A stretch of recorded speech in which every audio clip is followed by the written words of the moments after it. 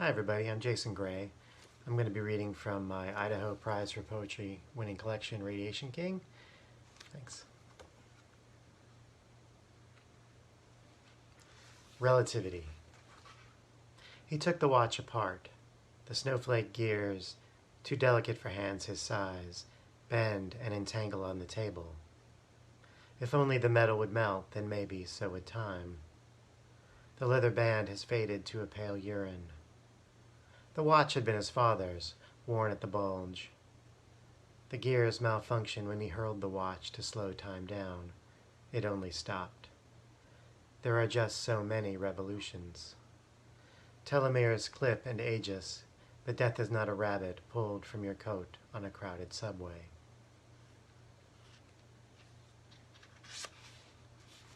Prussian blue. The doctors give us dust masks now that the world is an exploded mine. We take the pills and flush our blood with the color of the Virgin Mary. Our bruised knees could not provide such intercession.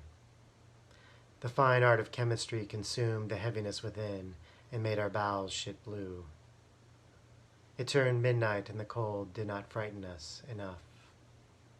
The good Christ in his tomb are those in the fallout shelters, and the hatch spun and opened, and no one was gone. We lucky few remaining take our turn at the wheel. We have forestalled the hour of our death, but we have not been saved.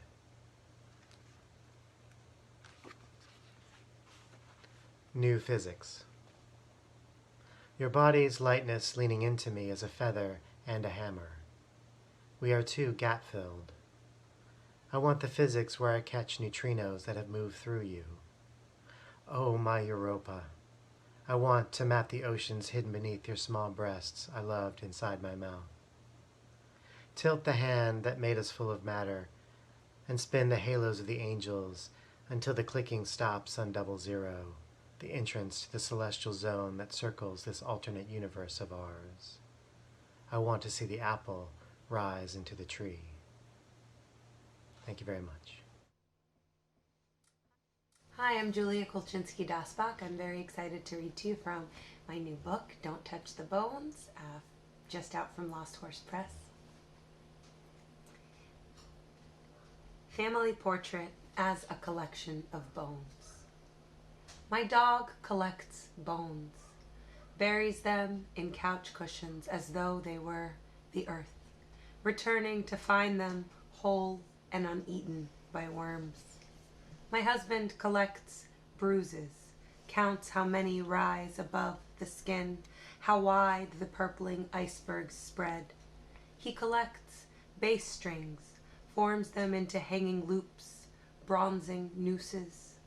My father collects words, reading everything and hiding sunflower seeds in his pockets so he can chew and smile without having to speak. He collects centuries and kingdoms in a world where he is warrior and lord and matters. My mother collects collecting, keeps my room a mausoleum, missing only my body. Grandfather collects replicas of himself, a chess player, a head of hair, a lesson of how to clean the countertop with baking soda and a steady hand. Grandmother collects children, grandchildren, and their worry, buries it deep inside her chest as though it were the earth. She tells me not to look for bones, that collection amounts to very little, and the man who collected millions of light bulbs still died in a museum of glass, outlived by his assembled light.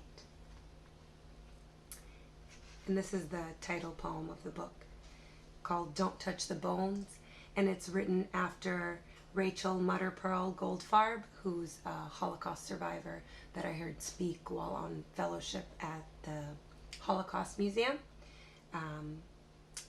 Don't touch the bones. Stop writing the same story. The winter corn is already high, she says. Cast iron skillets, brass teapots, and wedding bands thaw to bullets. But his name is still missing. This I remember distinctly, repeats. There was a clearing, calling mother's name. There was a clearing. They started to shoot. The winter corn was already high, as she told the same story. The priest would take matzah and give her honey in return, call her my child and stay blind to her origin, cast in iron skillets and brass teapots, where his name is still missing. She married an Auschwitz survivor without a number. He lies about remembering the gravestone streets where her wedding band would thaw to bullets, writing the same story. They're unearthing mass graves now in Ukraine, Poland, Hungary, and all that was united once. They're counting bones and writing the same story. But my great-grandfather's name stays missing. And that poem, if you didn't hear it necessarily, was upon tomb, so there were a lot of repeating lines mimicking that form. This next one is called Fire, Fire. My son calls out, imagines flame, light shooting from his hands, fire mountain, his hands. My boat is swimming through fire, always unscathed. My great-great-grandmother burned her whole right side when of that of boiling chernakorka, black rind, cherry preserves, spilled over her skirted thigh, ate right through the fabric. I imagine her hands swimming through fire, sugar in pits, clearing skin of char. Her daughters would grow, afraid of boiling, never bring red fruit to the stove again. Fire, fire. My son singes the air with open palms and asks if I see it. My great-grandfather must have burned too, though none of us saw those flames either. My boat, fire, fire, falling fire. When our people's bodies rose too high, my mountain, fire, the Germans or Russians or Ukrainians, anyone without ashes in their blood. Discovered, burning, always makes more room. They named the dead a waste of space inside the earth. My ancestors a certain waste above it. But burned, we became fertilizer, compressed or blown away, lingering in soil and air, eternal and unnoticed, in my son's hands. Fire, fire.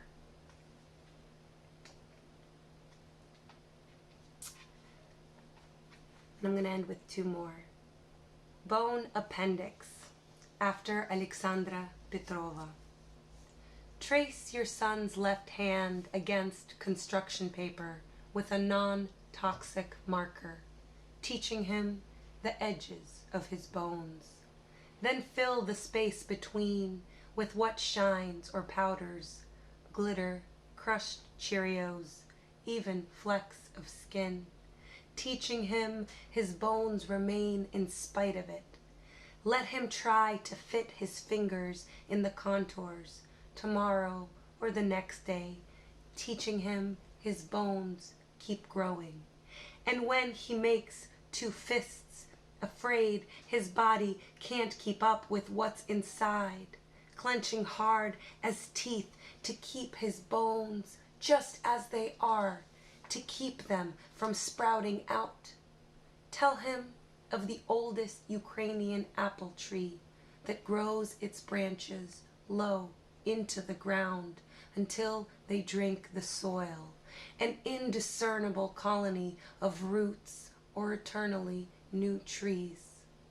And when he's falling asleep pressed to your chest, trace his right hand against the treehouse ribcage it first grew, teaching him the endlessness of bones. And this final one is the last poem in the book. It's a blessing. Phalanx bone Shahiyanu. Praise these, your fingers, their tiny bones, each one a tooth, a needle, a loosening and reach, named for how far they grow away from you, for their distance from your other bones, from your body or mine, the one closest to your palm, proximal, phalanx, a surrender, a shield, the subsequent, a phalange, something I can't understand, like your pinky toe, too small to lodge inside my heart. But there it is, the smallest part of you, forever there, keeping time and beating. You laugh and push your whole foot in my mouth. How funny that it fits there so completely, that you love knowing it has a home inside. Then the middle bone and distal one, together they are everything your feet may tread on, everything your hands may hold. Together they are everything I'm made of, bone of my bone, blood of mine and not mine.